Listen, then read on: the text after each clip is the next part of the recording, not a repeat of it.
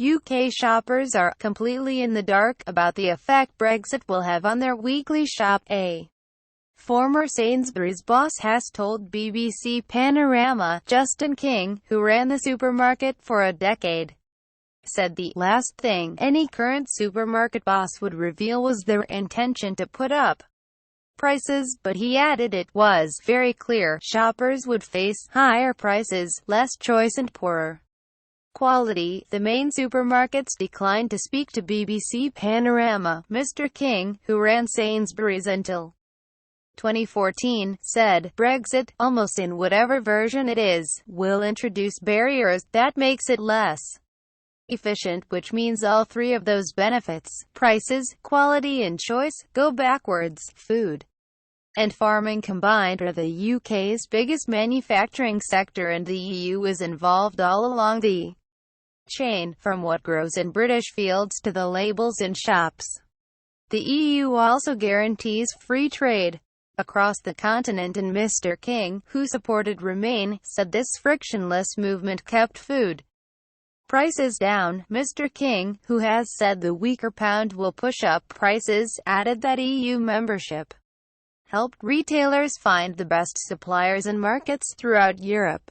He also said the EU had driven up standards and enabled the UK to get out of seasoned vegetables all year round.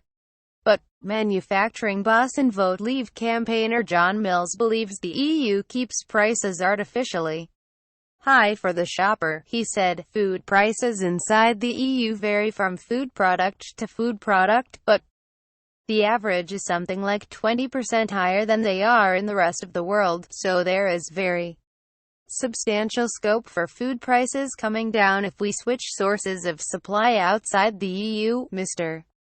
Mills, chairman of consumer goods firm JML, said cheaper prices may not mean lower standards. He said, the reason why food prices are higher inside the EU is because they have got tariffs which keep the prices up. It's not anything to do with quality, it's due to the institutional arrangements, which means the food prices are kept much higher to increase farmers' incomes. Some British farmers fear that a bad Brexit deal, which does not protect them, could drive them out of business. John Davies, a livestock farmer from Powys in Wales, told Panorama, I'm really scared of imports, produced to completely different standards, with hormones, you know, feedlot beef, you know, we're based on green and pleasant land, high environmental standards.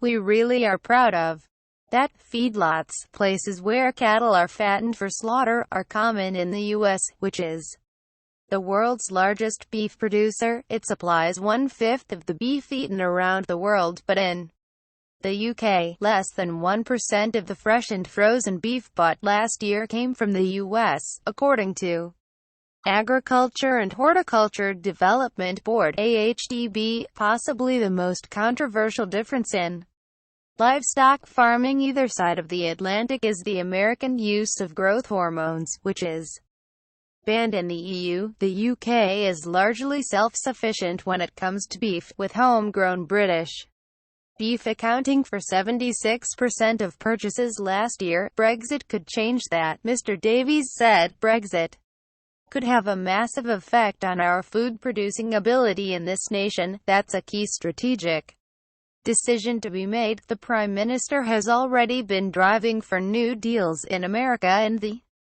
UK's special relationship with the US could provide a source of cheap food. David Trowbridge, president-elect of the Iowa Cattlemen's Association in the US, told BBC Panorama, we don't want to destroy an industry within another country, but you know, we are very competitive.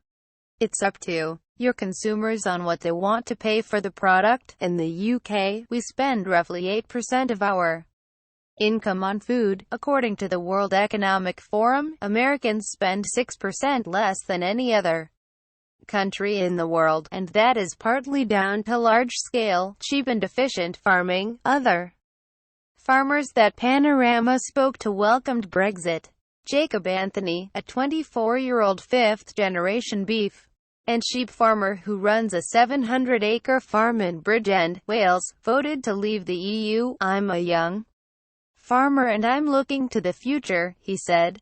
"I think a lot of us in the industry were not happy with the way the sector was going, and I thought it was a once-in-a-lifetime opportunity for realistic change." Mr. Anthony said leaving the EU would give British farmers a chance to strike new trade deals and push into new emerging markets. Last year, 13% of UK-produced beef was exported, according to the AHDB, whose spokesman said it was largely the bits British shoppers did not want. Conservative MP James Cleverly insists that the UK doesn't have to just roll over in Brexit negotiations. He said, "We are a highly desirable market.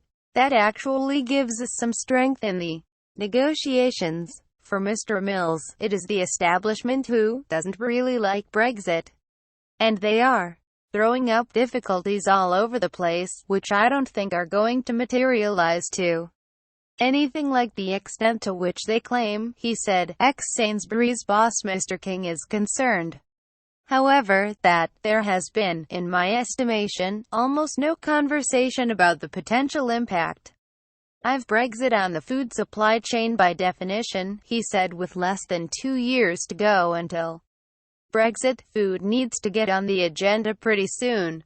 The government has said little about plans for food and farming after Brexit, and the new UK Department for Environment, Food and Rural Affairs DEFRA Secretary Michael Gove declined to speak to BBC Panorama. DEFRA said, "We will not in any way dilute high-quality environmental standards. We will make sure our environment and animal welfare are protected." Watch BBC Panorama, Britain's Food, on BBC One at 20:30 BST and afterwards on BBC iPlayer.